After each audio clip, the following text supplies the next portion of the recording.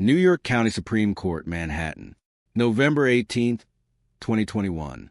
An 83-year-old man named Muhammad Aziz sat at the defense table, the same kind of table he had sat at 55 years earlier, as a 26-year-old facing a murder charge that would consume the next 2 decades of his life. He moved more slowly now. His hair had gone white. The intervening decades had taken his co-defendant Khalil Islam entirely. Dead 12 years already, never living to see this day. Beside Aziz sat his attorneys, men and women who had spent nearly 2 years building the case that would finally bring him here. Behind him sat his family, children, grandchildren, people who had grown up visiting him in prison, who had only ever known him as a man fighting to prove something the truth had always known. Some of them held each other's hands. Some sat with particular stillness of people who had waited so long for this moment that they could not yet let themselves believe it was real. Judge Ellen Bibbin looked down from the bench. The courtroom was silent in the particular way courtrooms go silent when everyone present understands that what happens in the next few minutes will either confirm or finally correct a wound that has been open for more than half a century. Judge Bibbin spoke. She vacated the convictions. She dismissed the charges. She said words that would be quoted in newspapers around the world the next morning. I regret that this court cannot undo the serious miscarriage of justice. Muhammad Aziz, formerly known as Norman 3X Butler, was no longer a convicted murderer. He had not been a murderer for 56 years. He had simply been a man the system refused to admit it was wrong about, until documents the government had hidden since 1966 were finally forced into the light. This is the story of those documents. The case file that 2 government agencies sealed and concealed for over half a century. And what happened when it was finally opened. To understand why this case file mattered so profoundly, you have to return to February 21st, 1965, the day Malcolm X was assassinated at the Audubon Ballroom in Washington Heights. 3 men were charged with his murder. Mujahid Abdul Halim, known then as Talmadge Hayer, was captured at the scene after being shot in the leg by a member of the crowd as he tried to flee. He had a loaded .45 caliber pistol and ammunition in his pocket. There was no question of his involvement. He was there, he was armed, he was caught. The other 2 men charged were Muhammad Aziz, known then as Norman 3X Butler, and Khalil Islam, known then as Thomas 15X Johnson. Both were members of a Nation of Islam's Harlem Mosque, the organization Malcolm had broken from less than a year earlier. Both were arrested in the days following the assassination, not because of physical evidence connecting them to the crime scene, but because they fit a profile law enforcement had already decided on. Nation of Islam members from the temple Malcolm had left, presumed to harbor resentment toward the man who had publicly broken with their faith community. The investigation that led to their arrest was, from its earliest days, troubled in ways that would not become fully visible for decades. No physical evidence, no fingerprints, no forensic material, nothing recovered at the scene ever connected Aziz or Islam to the murder. The case against them rested almost entirely on eyewitness testimony gathered under circumstances that defense attorneys would later describe as deeply unreliable. Chaotic crowd conditions inside the Audubon Ballroom during a shooting. Witnesses asked to identify men they had seen for seconds amid gunfire and panic, and identification procedures that fell far short of what would be considered rigorous even by the standards of 1966. Both Aziz and Islam had alibis. Aziz said he was at home in the Bronx with a leg injury that made it difficult for him to have participated in any physical altercation, let alone an assassination requiring exactly the kind of mobility his injury limited. Islam said he was home as well. Family members corroborated both accounts. Neither alibi was effectively pursued or validated by an investigation that appeared, from the outset, oriented toward closing the case quickly rather than determining the truth carefully. The trial began on January 20th, 1966, in New York County Supreme Court. The combined prosecution of Halim, Aziz, and Islam proceeded with a courtroom strategy that treated all 3 men as equally culpable despite the wildly different strength of evidence against each. Halim's guilt was not seriously disputed. He had been caught, armed, at the scene, ammunition matching the murder weapon in his pocket. But the case against Aziz and Islam depended entirely on eyewitnesses whose accounts, when later examined by researchers and legal teams decades afterward, contained significant inconsistencies. The prosecution called 10 witnesses who said they had seen Halim at the Audubon. Of those 10, only 6 also claimed to have seen Aziz, and only 4 claimed to have seen Islam. Their account of how events unfolded varied considerably from witness to witness. Some who claimed to identify Aziz or Islam had given substantially different descriptions in earlier statements to police in the immediate aftermath of the shooting. Descriptions that shifted over the following weeks in ways defense attorneys would later argue reflected suggestion and pressure rather than genuine recollection. The chaos of the crime scene itself worked against reliable identification. A packed ballroom, gunfire, smoke, screaming panic, for 100 people try to reach the same exit simultaneously.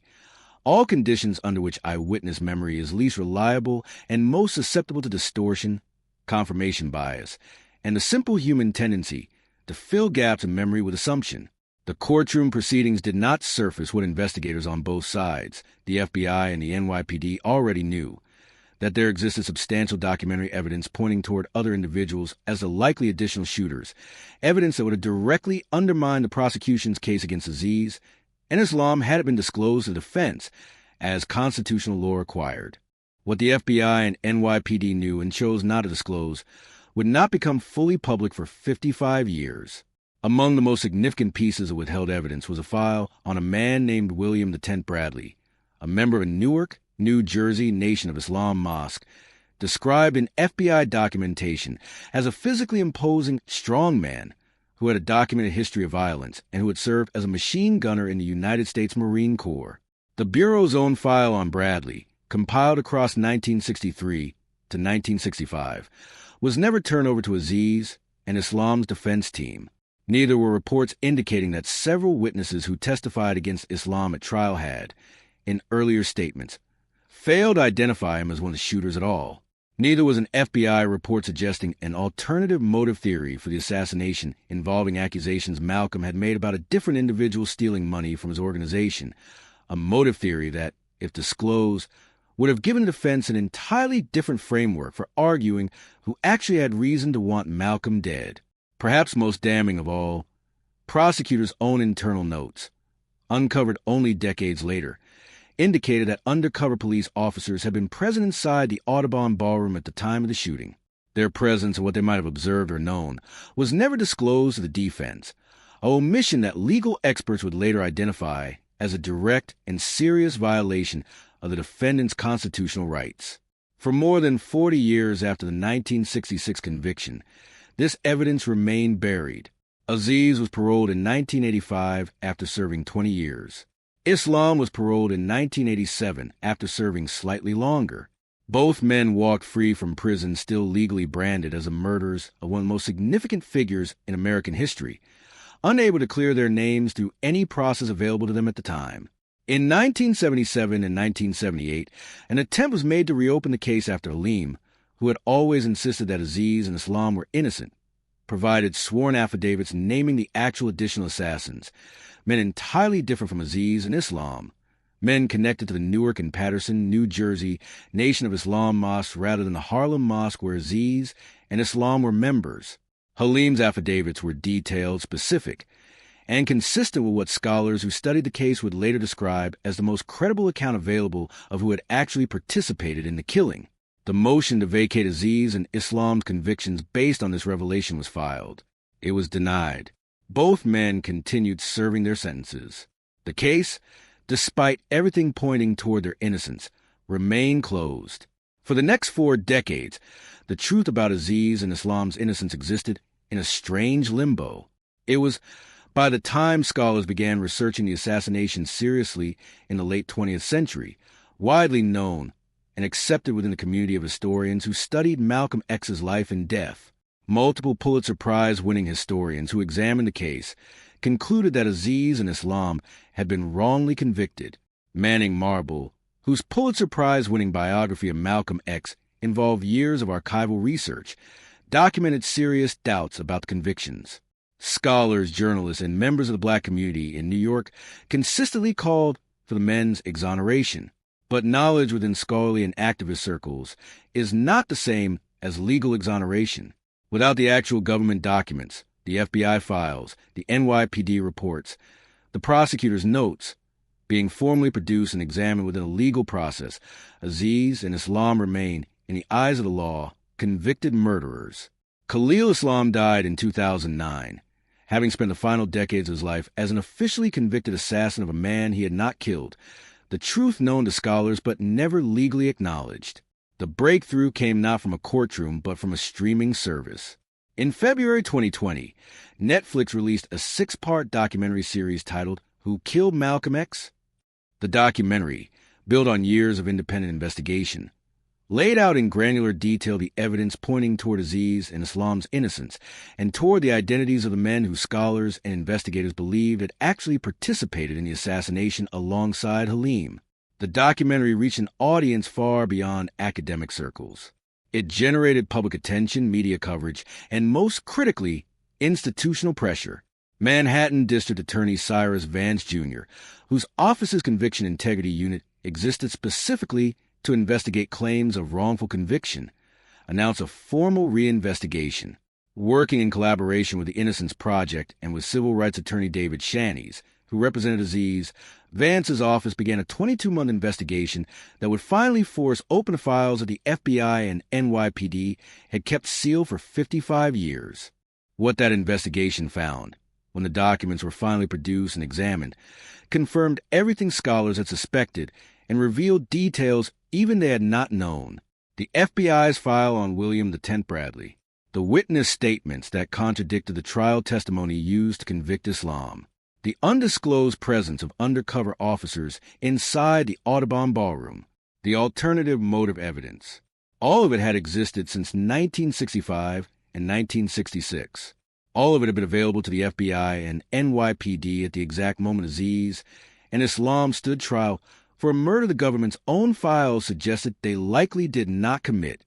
The investigation's conclusion, delivered to court in November 2021, did not claim to definitively prove Aziz and Islam's innocence in the strictest legal sense. The passage of 56 years made that standard of proof difficult to fully satisfy. But it concluded unambiguously that the men had been denied a fair trial because the prosecution withheld exculpatory evidence that could have led their acquittal. Vance stated plainly in the November 2021 hearing, many of those documents were exculpatory. None of them were disclosed to the defense. On November 18, 2021, the convictions were vacated. The charges were dismissed. After 56 years, the case file the government had kept closed was finally completely open. Muhammad Aziz stood in that Manhattan courtroom in November 2021 and spoke words that captured the particular, unrepayable nature of what had been taken from him. "I'm an 83-year-old man who was victimized by the criminal justice system," he said. He did not describe relief exactly. He described something closer to a recognition, arriving decades too late to undo its damage. He had spent 20 years in prison. He had spent nearly 36 more years on parole, legally marked as a murderer, unable to fully reclaim the life that had been interrupted at 26 years old when officers arrested him in his Bronx home. His co-defendant, Khalil Islam, had died 12 years before the exoneration arrived, having lived his entire adult life and died still legally classified as one of Malcolm X's killers. The documents that would have cleared him existed the entire time. They sat in government files, accessible to the agencies that held them, hidden from the one process, a fair trial, that could have used them to prevent a wrongful conviction in the first place. In the years following the 2021 exoneration, the implications continued to unfold. In 2022, the state of New York agreed to pay $26 million to settle lawsuits filed on behalf of Aziz and Islam's estate, formal financial acknowledgement of decades stolen by government misconduct. Aziz subsequently filed a lawsuit against the federal government itself, seeking $40 million in additional compensation, alleging that FBI officials, including the lawsuit claimed former Director J. Edgar Hoover personally, had engaged in acts of corruption that diverted blame away from the men the Bureau did not want prosecuted, whoever those men actually were and whatever the Bureau's reasons for protecting them. Malcolm X's own family filed a $100 million wrongful death lawsuit against the NYPD and federal agencies, alleging that exculpatory evidence had been fraudulently concealed not just from Aziz and Islam's defense, but from Malcolm's own family, who had spent 56 years not knowing the full truth about who killed their husband and father, and why the agencies that knew the most chose silence instead of disclosure. The deepest question raised by the unsealing of that case file extends beyond the guilt or innocence of two specific men. Profound as that question was for Aziz, for Islam's surviving family, and for everyone who loved him. It extends to what the FBI and NYPD's decision to withhold this evidence reveals about the broader relationship between the government and Malcolm X in the final year of his life. The same agencies that had surveilled him, infiltrated his organization, and watched the escalating threats against him the weeks before his death were the same agencies that, immediately after his assassination, possessed documents suggesting the actual identities of additional assassins and chose, for reasons never fully explained, to let two innocent men serve decades in prison instead of pursuing the evidence to its conclusion. Zaheer Ali, a scholar who worked extensively on Columbia University's Malcolm X project, articulated a question that remains unanswered even after the exonerations. We don't have an answer from the FBI about the tens of thousands of pages of redacted documents and files they have on Malcolm and on the Nation of Islam. The case file that took 56 years to open turned out to contain a partial truth. There remain, in government archives, files still sealed, still redacted, still unexamined by the public record. The story of what those documents contain has not yet been told. But the story of what happened when one set of them was finally forced into light, when Muhammad Aziz, 83 years old, finally heard a judge say the word vacated, proves that the truth, however long it is buried, does not disappear. It waits.